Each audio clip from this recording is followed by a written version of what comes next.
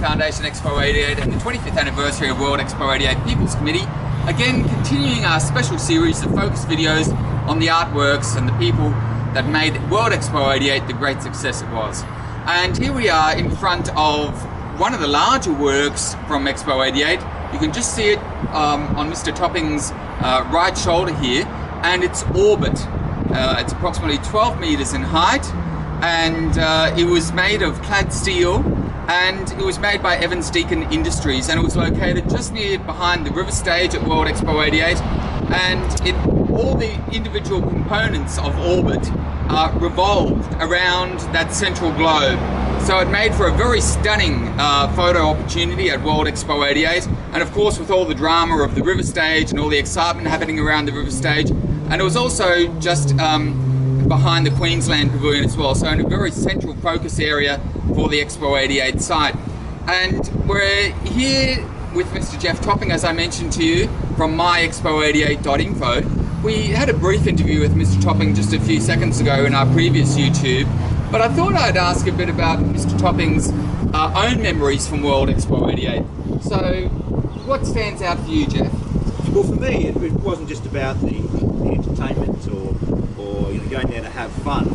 At that time, I was a student in the building industry, and I was studying about all different sorts of design, and that included landscape, included artwork, and Expo 88 was something unlike anything we'd ever seen at the time for people appreciating and understanding the design of spaces. Right. Now, what I mean by that is the Brisbane backyard up until 1988 basically consisted of maybe a mango tree, some grass, and a veggie patch. That was about it. Right. Suddenly, when Expo 88 came along, people saw that they could have fun by sitting down having a cup of coffee in a wonderfully landscaped area. So, you know, people would go to Expo, they'd sit at one of the fantastic venues for dining and having a drink, and they could experience water in backyards. You know, the idea of what we see these days and take for granted, water features, ponds and all sorts of stuff, yeah. Fantastic swimming pools. A lot of that thought did not exist really until Expo 88 in Brisbane. Since then we've seen a whole range of variations and expansion on that through landscape architecture, lighting. You know, people never put lights in their backyard. Now you can go to a shop and buy garden lights very easily. So for me, one of the things for Expo 88 that I remember the most of is being able to appreciate really good design of outdoor spaces. You know, on a good day at Expo, you'd have 100,000 people there, but it didn't feel like you were crammed in with 100,000 people. That's right, yes. Yes, that's a very important point you mentioned there, Jeff.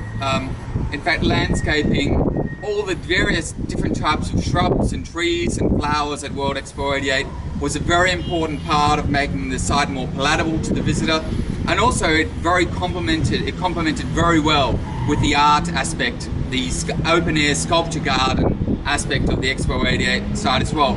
And of course we have the late Mr. John Truscott to thank for the artistic direction of the Expo 88 site, but we also have Mr. Laurie Smith to thank for the landscaping aspect of the Expo 88 site. And whilst we're coming back to Orbit, I'll ask you to cast your gaze over to Orbit once again.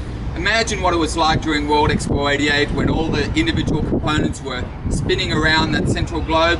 And I'll give you a very nice little story as to the inspiration behind the commission of Orbit for World Expo 88.